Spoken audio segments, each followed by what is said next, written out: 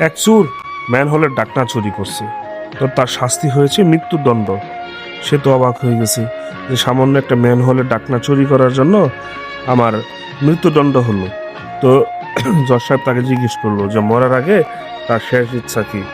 তো তখন সে বললো, আমার মরার আগে শেষ ইচ্ছা হচ্ছে আমি প্রধানমন্ত্রীর সাথে দেখা করতে চাই। তো যেহেতু তার শেষ ইচ্ছা প্রধানমন্ত্রীর সাথে দেখা করবে, তো সেই ইচ্ছা তো পূরণ করতেই হয়।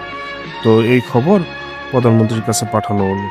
তো প্রধানমন্ত্রীও মনে মনে ভাবলো যে একটা মানুষের শেষ ইচ্ছা হচ্ছে আমার সাথে দেখা করার জন্য, ঠিক আছে তার সাথে আমি দেখা করি। তো সেই আসামিকে ডেকে পাঠালো প্রধানমন্ত্রী। তো আসামি প্রধানমন্ত্রীর সাথে দেখা করতে আসছে। আসার পরে তো সেই আসামি বলতেছে যে সামান্য একটা ম্যানহোলের ডাকনা চুরি করার জন্য আমার মৃত্যুদণ্ড হয়েছে, তবে আমার কাছে বিশেষ একটা জিনিস আছে, যে জিনিসটা মানে এই দেশের মানুষের অনেক উপকার হতো। মানে এর কাছে যা মানে চাওয়া যাবে তাই পাওয়া যাবে, মানে যখন যেটা ইচ্ছা পোষণ করা হবে সেটাই পূরণ হবে। তো তখন প্রধানমন্ত্রী বলল যে তোমার কাছে কি এমন জিনিস আছে যে যেটার কাছে আমরা যা চাইবো তাই পাবো, আমাদের দেশের জন্য আমাদের রাজ্যের জন্য ভালো হবে, কি এমন জিনিস আছে তোমার কাছে? তখন সেই ব্যক্তি বলল যে আমার কাছে এমন একটা গাছের সন্ধান আছে, যে গাছটা কোনো একজন পবিত্র সৎ মানুষ সেই গাছটা যদি রোপণ করার পরে 2 বছর পরে সেই গাছের কাছে যা চাওয়া চাইবে তাই পাওয়া যাবে। তো তখন প্রধানমন্ত্রী সেই ব্যক্তিকে বলল, আচ্ছা ঠিক আছে, তো এই গাছটা আনার জন্য তোমার কত সময় লাগবে? তো আসামি বলল, আমার 10 দিন সময় লাগবে। তো প্রধানমন্ত্রী তাকে 10 দিন সময় দিল। তো 10 দিন পরে সেই ব্যক্তি রীতিমতো গাছ নিয়ে প্রধানমন্ত্রীর কাছে হাজির হলো। তো হাজির হওয়ার পরে প্রধানমন্ত্রীকে বলল যে সাবধান, এই গাছটা এমন কাউকে রোপণ করতে হবে যে হচ্ছে সৎ, কখনো দুর্নীতি করে নাই, কখনো অন্যায় করে নাই, কখনো চুরি ডাকাতি করে নাই, এমন কাউকে গাছটা রোপণ করতে হবে। যদি কোনো অসৎ ব্যক্তি এই গাছটা রোপণ করে তাহলে এই গাছের কার্যকারিতা নষ্ট হয়ে যাবে। তো তখন রাষ্ট্রপতিকে বলা হলো এই গাছটা রোপণ করার জন্য। তখন রাষ্ট্রপতি বলল যে না না না না, আমি এই গাছ রোপণ করতে পারবো না, কারণ আমি হচ্ছি এই দেশের রাষ্ট্রপতি। তো এই দেশ পরিচালনা করতে গিয়ে অনেক সময় আমার টুকিটাকি অন্যায় করতে হয়। সো আমি ওরকম 100% সৎ না, এই গাছ আমি রোপণ করতে পারবো না, অন্য কাউকে বলা হোক। তো তখন স্বরাষ্ট্রমন্ত্রীকে বলা হলো। স্বরাষ্ট্রমন্ত্রী অপারগতা প্রকাশ করলো যে এই গাছ আমি রোপণ করতে পারবো না, কারণ এত বড় একটা মন্ত্রণালয় চালাতে গিয়ে আমাকে টুকিটাকি অন্যায় করতে হয়। ঠিক আছে, কিসের টুকিটাকি?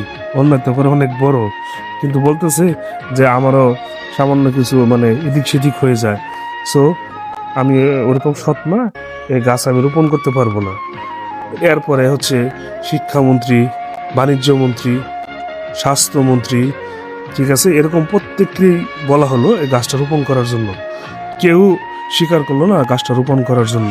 সবাই এক মানে অপারগতা প্রকাশ করলো এবং সবাই বলল যে আমাদের মন্ত্রণালয় চালাতে গিয়ে নানা ধরনের অন্যায় আমাদের করতে হয়, সো আমি এটা করতে পারবো না। তখন কি আর করার, এমপি, সচিব সবাইকে বলা হলো গাছটা রোপণ করার জন্য। কেউ গাছটা রোপণ করতে চাইলো না। সবাই বলল যে আমাদের মধ্যে কিছু না কিছু গলদ আছে, যার কারণে আমরা অসৎ, আমরা দুর্নীতিবাজ, আমরা এই গাছটা রোপণ করতে পারবো না। তো তখন প্রধানমন্ত্রীকে বলা হলো, মানে সব শেষে প্রধানমন্ত্রীকে বলা হলো যে গাছটা রোপণ করার জন্য। কি আশ্চর্যের ব্যাপার, প্রধানমন্ত্রীও নিজেও অপারগতা প্রকাশ করলো যে না, এই গাছ আমি রোপণ করতে পারবো না। আপনারা আপনাদের নিজেদের দায়িত্ব পালন করতে গিয়ে, মন্ত্রণালয়ের দায়িত্ব পালন করতে গিয়ে, সচিবরা সচিবদের দায়িত্ব পালন করতে গিয়ে, এমপির দায়িত্ব পালন করতে গিয়ে আপনাদেরও কোনো না কোনো অন্যায় হয়ে যায়। আর আমি এই পুরা দেশ আমাকে পরিচালনা করতে হয়, সবাইকে নিয়ে আমার চলতে হয়, আমারও তো অন্যায় হয়ে যায়, কারণ আমি নিজেও তো সৎ না, কোনো না কোনো জায়গায় আমাকে তো দুর্নীতি করতে হয়। ঠিক আছে, কিছু না কিছু এদিক সেদিক আমারও হয়ে যায়। সো এই গাছ আমি রোপণ করতে পারবো না। তো সবাই যেহেতু মানে কেউ যে মানে গাছ রোপণ করতে পারবে না, সবাই অপারগতা প্রকাশ করলো, প্রধানমন্ত্রী থেকে শুরু করে সবাই প্রত্যেকেই। তো তখন কি আর করার, তখন ওই ব্যক্তিকে বলল যে এই গাছ তো আমরা কেউ রোপণ করতে পারবো না, তাহলে মানে কি করব আমরা। তখন মানে স্বরাষ্ট্রমন্ত্রী একটা জিনিস বলল যে যেহেতু আমরা মানে এত বড় বড় ব্যক্তি, আমরা কোনো না কোনো অন্যায় করে থাকি, তো যেহেতু এই লোকটি শুধুমাত্র একটা ম্যানহোলের ডাক্তার চুরি করছে, এই জন্য তাকে মৃত্যুদণ্ড দেওয়াটা ঠিক হচ্ছে না। স্বরাষ্ট্রমন্ত্রী, প্রধানমন্ত্রী সবাই, রাষ্ট্রপতি সবাই মানে স্বরাষ্ট্রমন্ত্রীর কথাটা গ্রহণ করলো যে সামান্য একটা ম্যানহোলের ডাক্তারের জন্য এই লোককে মৃত্যুদণ্ড দেওয়াটা ঠিক হবে না, তো তাকে মুক্ত করে দিতে হবে, এবং তাকে মুক্ত করে দিতে চাইলো। তো এই শুনে স্বাস্থ্যমন্ত্রী বলল যে না, তাকে একেবারে মুক্ত করে দেওয়া যাবে না, কারণ আমরা সবাই যে কোনো না কোনোভাবে মানে দুর্নীতিগ্রস্ত, আমরা সবাই কোনো না কোনোভাবে যে আমরা চোর, এই জিনিসটা এই লোকটা জেনে গেছে। তো একে যদি আমরা ছেড়ে দেই, তো সে বাইরে গিয়ে সবার কাছে বলে বেড়াবে এই যে বিষয়গুলো। তখন সবাই তাহলে সিদ্ধান্ত নিল যে তাহলে কি করা যায়। তখন সবাই মিলে বলল কি যে প্রধানমন্ত্রীর কার্যালয়ে একটা চাকরির দায়িত্ব দিয়ে দেওয়া হোক। তো তখন সেই লোককে প্রধানমন্ত্রীর কার্যালয়ে একটা চাকরি দিয়ে দেওয়া হলো। তো সেই লোকের কপালটা খুবই ভালো যে একটা ম্যানহোলের ডাকনা চুরি করে প্রধানমন্ত্রীর সাথে দেখা করে প্রধানমন্ত্রীর একটা গাছের গল্প বলে সে এখন যে প্রধানমন্ত্রীর কার্যালয়ে চাকরি করে। তো এতে বোঝা গেল যে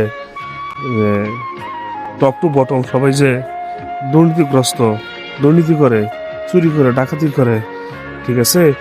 আর শাস্তি হয়ে গিয়ে যারা ছোটোখাটো চোর, ছোটোখাটো ব্যক্তি, ছোটোখাটো অন্যায় করে, শাস্তিরা তাদের হয়। আর যারা বড় বড় শিক্ষিত হয়ে বড় বড় অন্যায় করে, ঠিক আছে, মানে দুর্নীতি করে, টাকার পাহাড় গড়ে, ঘুষ খেয়ে টাকার পাহাড় গড়ে, তাদের আসলে কিছুই হয় না, তারা আসলে ধরা ছোঁয়ার বাইরে থাকে।